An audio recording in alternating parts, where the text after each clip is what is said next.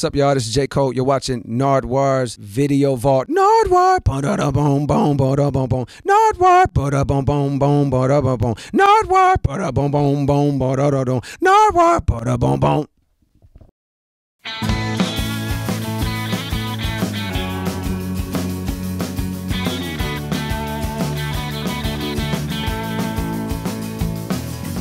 Hey, it's MSNBC's Ari Melber, and you're watching Nardwuar's Video Vault. You know what it is.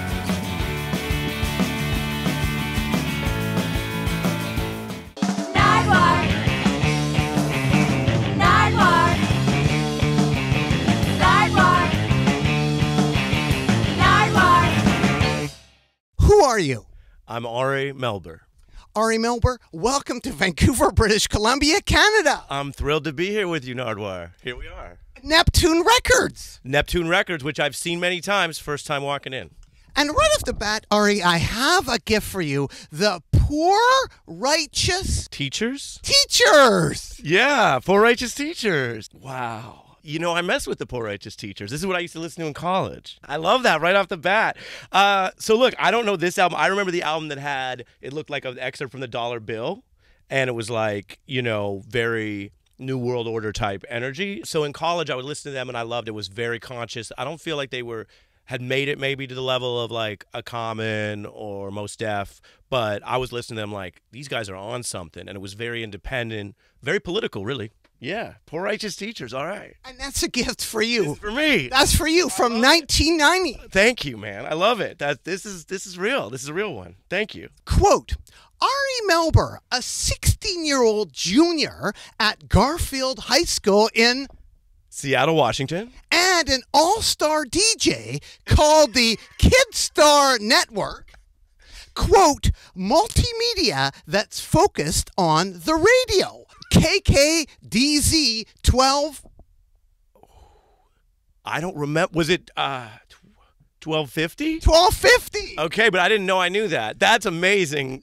Now, what the hell was I reading there? You were a DJ, Kids Network? What's going on there? Okay, this is amazing. So I literally have never been asked about this, although it is a real thing that happened.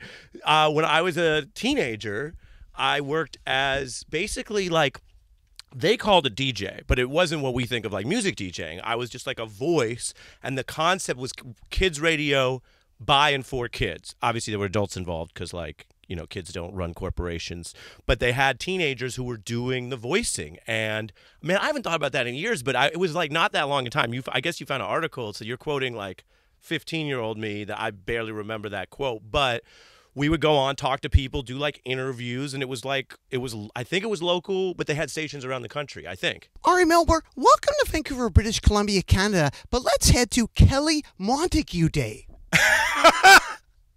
Man, all right. See, I've seen you do this to other people, but having it done to yourself is a whole different energy. Shout out to Kelly Montague, one of my best friends from high school who I'm still friends with. Talked to him this week.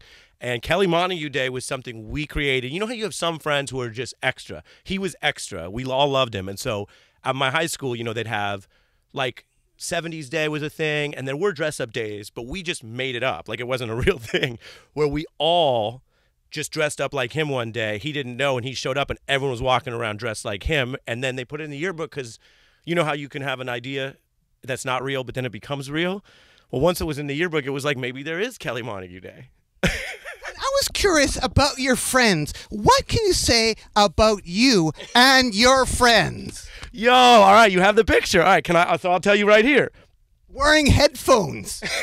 Well, because of Kelly. So this is very funny. Wow. I love that you have this. All right. This is Kelly Montague on Kelly Montague Day. Kelly, this was the style he rocked. So he would always have this kind of tank top, backpack, usually had the old school headphones. And by the way, at that time, we had the more modern headphones, but he would rock the old school, just like it cycles back and forth now. This is in the 90s. Probably, do you have the year? Probably 96, 97, maybe? Do you know? Well, in high school. My high school, yeah, which was 94 to 98. But I think specifically was like a couple years into school. And then check it out. That's Kelly. Okay. That's my friend Adam. That's Ezra. That's Devin, Dava, Aaron, Cam, Ian, Max, Casey, who went on to serve in the military, Gus, partially obscured. And that's me rocking the Kelly Montague look.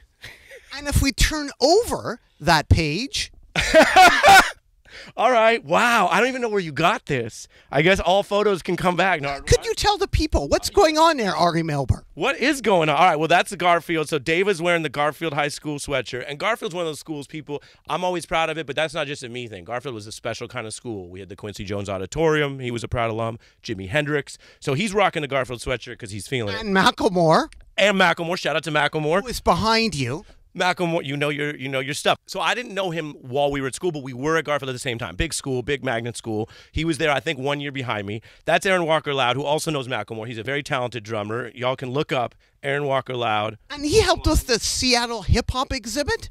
Yeah, Aaron is still very involved because he's there. So he does stuff with the Seattle school system. He does his music. He does education. And they have a hip hop retrospective. I'm in the middle there. That's Kelly, and that's Mark Matsui. Ari, July 19th, 1996.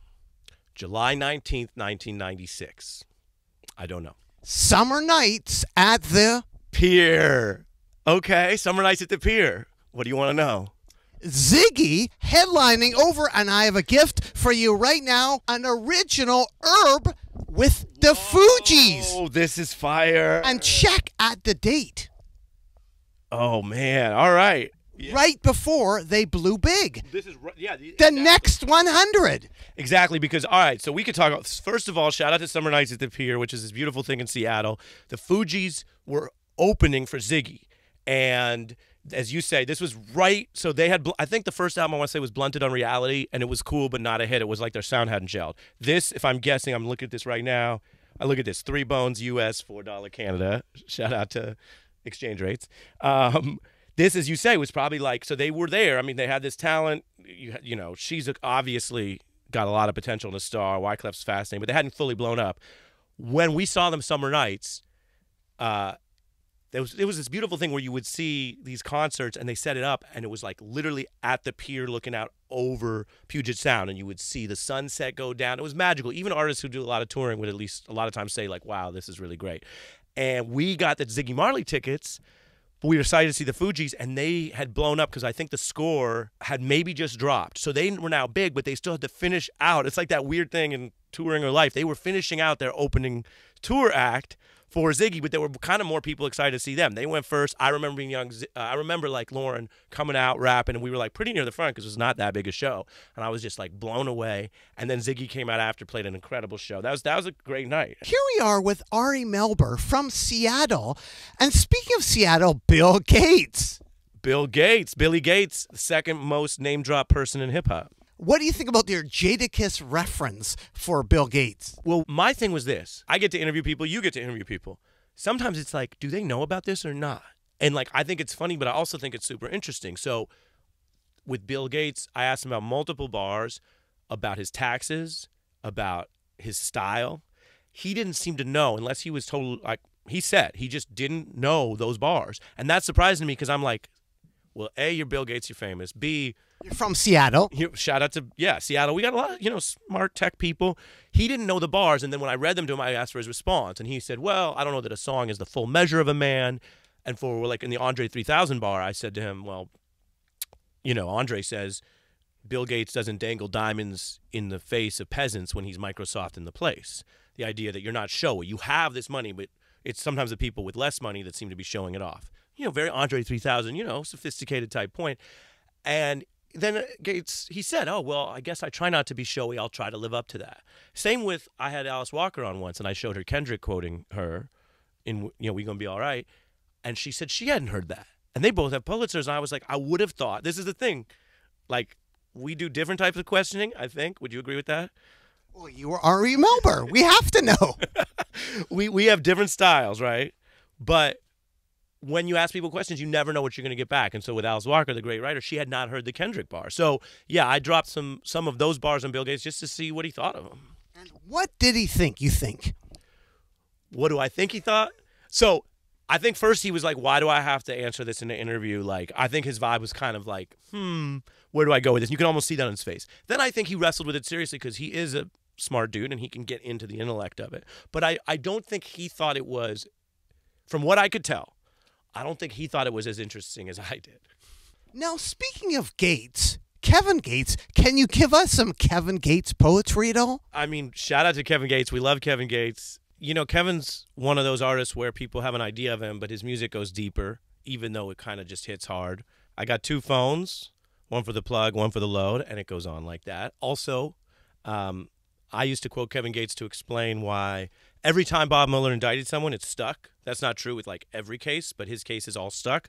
So I said when he indicts the crimes, they're really crimes. Just like Kevin said, all my diamonds shine like they really diamonds because they really diamonds.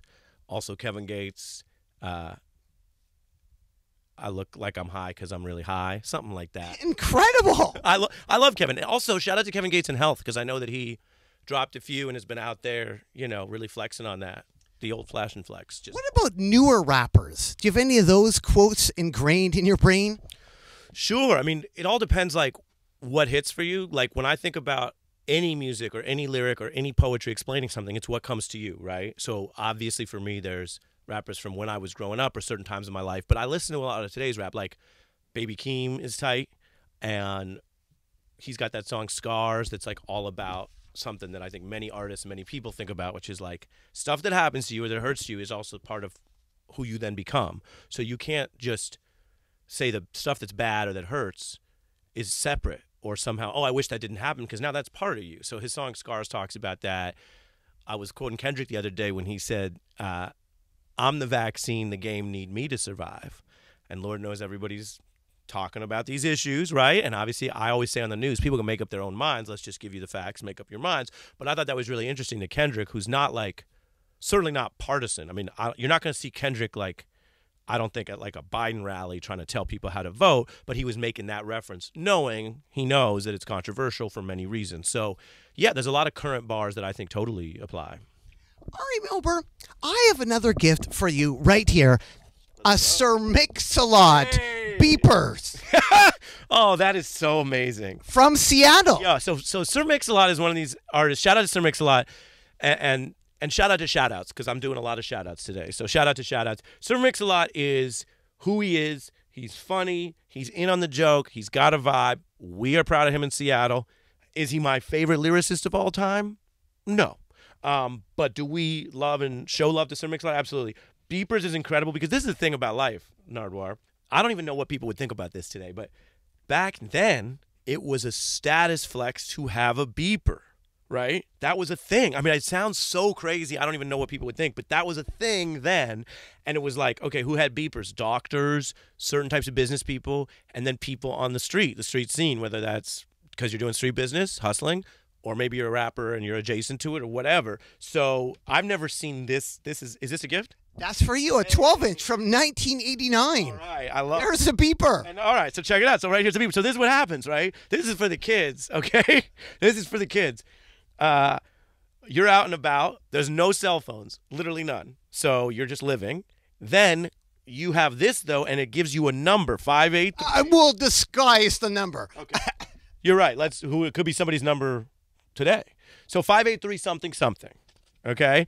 But then when you get that number, you got to pull over to a payphone or go to your home or place of business, and then you can call that number back. But this was considered, I mean, look at him. You could tell he's not even driving. He's in the back. Does he have maybe he has a car phone?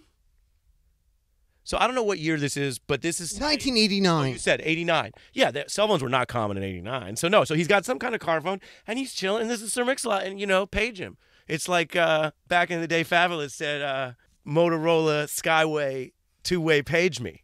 It's like, think about that today, trying to be cool by telling someone to page you. I love this. Thank you, Nardwuar. Now, speaking of Seattle, what about Seattle rap? Do you remember Source of Labor?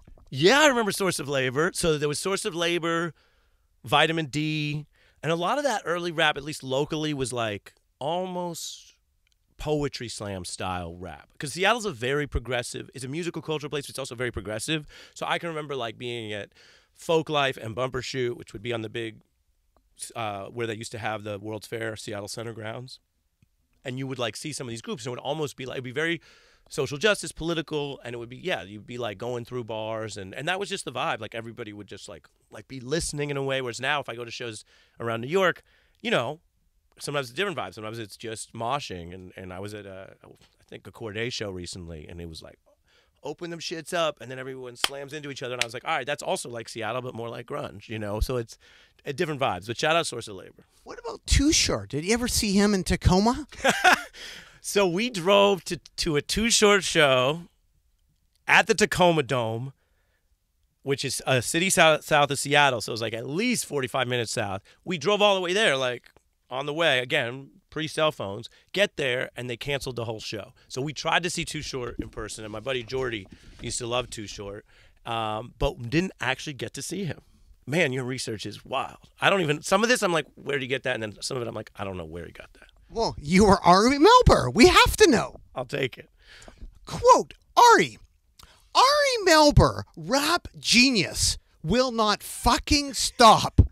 John Oliver, they've given me, you know, a couple montages and a little bit of ribbing for quoting the bars in the news. And I'll tell John Oliver, I'll tell it right here, consider this a World Star Nardwuar exclusive to John Oliver. No, I won't stop. Ari, here we are at Neptune Records in Vancouver, British Columbia, Canada. Vancouver, very close to Seattle. Now, your mom, what exactly is going on with this report right here? Nuclear power. Oh, now this is really next level. Wow, I got to give you dap. That's. You're not going to tell me where'd you find this? Are you going to tell me where you found this? No. Okay. I get. Yeah, you know, it's Nardwuar's show. So shout out to my mom, Barbara Melber, who's a PhD sociologist. She's my mom, so I'm biased, but she's also a brilliant woman.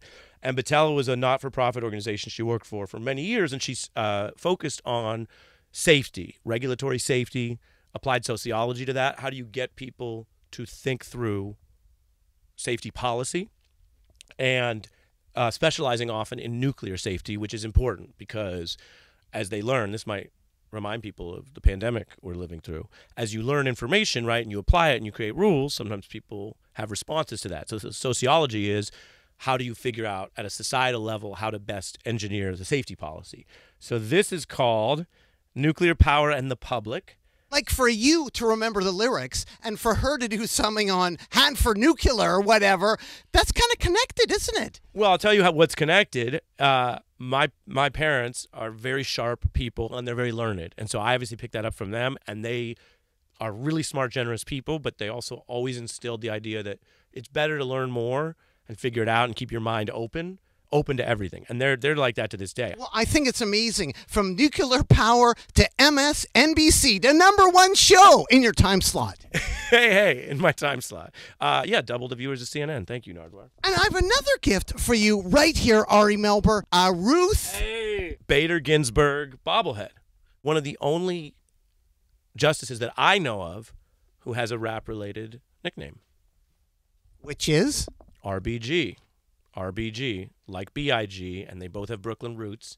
And you never know what's going to happen in life. I mean, if you would have told someone, when we were in law school, that this particular justice, they call him justices in the court, this judge, would have this pop culture following and the memes and the photos and there's a book that has her with the crown like Biggie wore in one photo shoot. You know, who would have thunk it? But there you go. She's got a big following, and of course she died on the court. So she died in her job, and then President Trump appointed her replacement. How did you get an interview 6 times with Michael Cohen? You've talked to him lots, haven't you? I've talked to Michael Cohen a lot. Michael Cohen was... How did you win him over? What are the tips of winning over Michael Cohen? I mean, Michael Cohen, of course, Donald Trump's lawyer, and then they had a falling out, and then he went to prison for crimes that included a campaign finance violation that was for Trump's benefit, not his own, because he wasn't running for office, Trump was. So it's one of those things people wonder a lot, whatever your politics are, how does Donald Trump get people to literally go to jail for him? Cohen went through that experience. I met with him before he went into prison. We had like a breakfast in New York, and we talked, and he didn't want to do an interview then, but I think we built up a rapport of some kind. And then when he came out, he's done more interviews with me and others. But, you know, when you're trying to learn something, talking to someone who's been there, how many people have actually worked for Donald Trump behind the scenes when the cameras are off for years? done deals with him, figured it all out, went to prison for him. He knows things. And so my job is to try to get those things out and learn. Some people nowadays, they say, oh, well, gosh, do you like that person? Do you agree with that person? They don't want to hear from that person. I get that. Then don't go party with them. But journalism's something different. So, yeah, I've spent a good deal of time talking to Michael. 6 times, quite a bit. Yeah, quite a bit. The 35th of Nardwuar. You see that quite a bit, and now you have a pod. Do I have to pay for your pod? I did a season with Apple Music, so you need Apple Music. But we finished that season, but it was 24 episodes. Anyone who has Apple Music can get it. And I call that show Nardwuar Nardwuar because Kanye has that line on the Drunken Love remix, I make these haters very wary. I'll care about them on the 35th of Nardwuar. And we all know that idea, that concept of what you're not even worried about. And I felt like me having a rap show on Apple Music where I DJ and talk to rappers was like something that would have only happened in Nardwuar, and yet it happened. So shout out. That was a real fun season to do. Ari Melber, here we are at Neptune Records in Vancouver, British Columbia, Canada. You met Jim Gaffigan at Pravda Bar? I did meet the comic Jim Gaffigan at the bar Pravda. I don't know if it's still open in New York, but it's like a really good vodka bar, like hardcore Russian, different flavors and types of vodka. And I asked him for a picture, which I honestly almost never do. Really, I swear. But I love Jim Gaffigan. I think he's very funny. And I asked him, we were like in the bathroom. But you know, in that, I don't know how y'all feel, but if it happens to you when you're excited, sometimes you're not. I wasn't thinking that much. I was just like, oh my God, could I get a picture when I saw him? And I probably said something stupid like, I never do this. And then he goes, yeah, can I pee first? And I was like, no, of course, sorry, I'll go outside. And then I was like, am I waiting outside for him, which is also weird. And I just remember thinking, that guy's so funny that like even his reaction to me probably being really annoying was still funny. He's a very funny dude. Pravda, I don't know where you got that. Well, you were Ari Melber. We have to know. Hey, I'll take it. I'll take it. Dude. Ari, lastly, I have another gift for you, some Bobby Bland. Hey! What can you say about Bobby Blue Bland? This record is from 78. This is amazing. Come fly with me. What a beautiful cover we've got. Well, Bobby Bland is an incredible soul sound. I think very evocative, very sensitive, emotional, and sampled by many artists, including to great effect by Jay-Z. This cover is also really evocative to me because I can't tell if it's an optical illusion or not, but we have the swing set, which connotes something very relatable to everyone. It could be any town in America. We got somebody on it with silhouetted, but then it's also against the coast, which is not that everyone can go to, and almost looks like superimposed into the ground, or maybe it's optical illusion, like it's a swing set and farther back, but it looks like the water's there. But I think that's very cool. You learn a lot about artists from what they put, I think, on the albums. And in the old days, of course, again, it was a bigger deal, although it still matters. Like the Certified Lover Boy album cover is a statement, right? It's like what he wanted to say. But that's a gift for you, Ari. Thank you. I believe Bobby Blue Bland it's a Jay-Z song that's a classic that he's at least one, maybe more than one, sampled for. And then Dave East did a version of it too. Yeah, it wasn't Song Cry, but it was something like that. And Dave did a version of it, which was like, okay, doing on the most recent album, doing like the Bobby Bland thing, even though Jay-Z had made that sample more famous in hip hop. This is a good one, man. Thank you. Thank you for all of these. No problem. Thank you for your time. I appreciate it. Nardwuar, I've always wanted to do this. And there was a moment during all this pandemic where it was like, oh, could we do it remote? And I do a lot remote in my interviews, but I was like, not Nardwuar. At least the first time I do it, I want to do it in person. I want to do it in Vancouver. I want to do it in Neptune. So thank you for having me. How did you hear of me? YouTube. I mean, I definitely, and this may be for the super fans, but, you know, before I knew the whole arc of what you do, and I really respect what you do as a craft. People build their own craft. You built your own lane. But before I saw the full interviews, I definitely saw clips that would be like in hip-hop stuff I would watch. Like it might be like, oh, I'm watching something about Jay-Z for whatever reason, and then a clip of your interview is there, and another clip, and some of them are funny, and some of them are more enlightening. And then from there, I was like, all right, now I know the dude, I know the look. And then I would see them, and I've seen some of them where because you're connecting with artists and letting them just sort of understand where they came from and their roots in ways that they're not always thinking about, I think you get something out of them as someone who also tries to interview artists sometimes that's different and deeper. And it's your own thing. And for example, the bigger an artist gets, the more that everyone knows about their recent stuff. And then their recent famous or successful part of them takes up more and more psychic space. This is my theory on you, so you can post this or not. But the more successful they become, the more it takes up their space.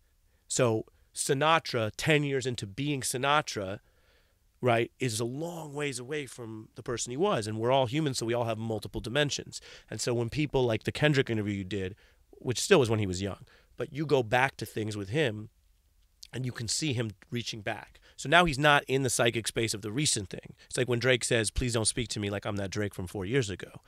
That's a flex about where he is now. But we all have our layers and ourselves and our inner child and all that stuff, whatever. I'm not a psychologist. But when you get to that place with people, like when even with Seth Rogen, one of his first jokes when he was 4 years old, crossing the border, we have a banana and we're not afraid to use it. You're bringing him back to that place in a way that he may not have even been able to experience at his adult life. That's wild. So I think that's special. So then when I saw the full interviews, I was like, oh, this is dope. And as someone who does interviews, I'm not like, oh, I'm just going to copy that, right? Like, you do your thing. So that's you, the way you do it. Do. Thanks so much for the kind words. I really appreciate that, especially fitting in do in there. I had to get, well, we have to lighten it at some point. And I mean, you and I don't know you that well. What I'm saying to you is what I really think. So yeah, do.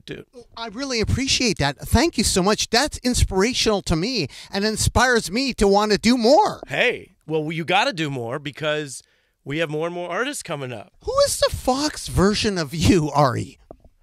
Ooh. No disrespect, but I don't think they have one. Boom! Boom. I mean, if they did, I'll say this. I try to respect people in the field. You know, well, we don't need more self-involved beef and yada, yada. But I don't think they do. When you interview people, you're not afraid to tell the guests to be quiet. Yes, because in the news, we do adversarial interviews. If I'm interviewing an artist or a random citizen who went through something, I'm going to try to be engaging and respectful in a different way because of the purpose of it. If I'm interviewing someone who decides whether to send people off to war or what's going to happen on COVID policy or whether to run someone out of business by making rules that means they can't keep their job, then yeah, my roles, I get that access. I need to be more adversarial with them. And sometimes if that makes me even look less than great because some people might think, well, that, be nicer. Why did that happen that way? It's not for me if I'm trying to do my job right to even worry about that because that's just professional vanity or something. And so I think people who are very familiar with the news totally get that. It's kind of unspoken. But if you're not, again, like context matters. If you're just jumping around on YouTube and you see one thing that's like warm and fun and then another that's like, wait, why did he tell them like answer the question or I'm cutting you off or whatever? I think that's part of why sometimes. And what's funny also is like we don't ever like we're talking about it, but like on the news, we don't ever stop, pause, and like explain all that. It just kind of goes with the turf. So yeah, there are times when I might tell a politician like, no, or you didn't answer the question, or I'll just signal the audience even sometimes like, so I've asked 3 times, you're not going to answer, we're going to move on. But like, you're not getting away with it, And then people decide whether to come back or not too, because like there are politicians that have come back and respect to them doing that, and there's some who you do 1 or 2 tough interviews and they never come back. Lastly, Ari, could you give another shout out to Nancy for setting this interview up? Hey, big shout out to Nancy, who does a lot of things on the beat, including our big important music interviews and bookings. And shout out to Nancy. Anything you want to add to the people out there at all, Ari? Never stop trying new things. And don't trust people who try to get you to stop trying new things. Why should people care about Ari Melber and the beat? Why should people care? Well, some people should care. Maybe it's not for everyone. Some people should care because we need facts to get through what we're living through, and we're always going to need facts if we're going to govern ourselves in a democracy. So if you just want to do your thing and hope it works out and let everyone else make the decisions, fine, but politics is too important to be left to the politicians. Media is too important to be left to just the professional old school media. And so on the beat, we're doing a show about news, law, politics, and culture with a wider range of voices because we really care. So we're on YouTube. You can always find the beat Melber on YouTube free of charge. We're also on cable news on television in America. We're also on a lot of other platforms with clips. But we are trying to do our part as best as possible to give people the facts in real time as a United States show so people can govern themselves with facts. And if we don't do that well, we might lose a lot more than just our democracy. Well, thanks so much, Ari Melber. Keep on washing your hands in the free world, and Doot, do. Do. Yeah. This is the key part right here, because you're frozen, right? I've seen this before. So he's frozen, and all I got to say is it was just like I thought it would be, but even better.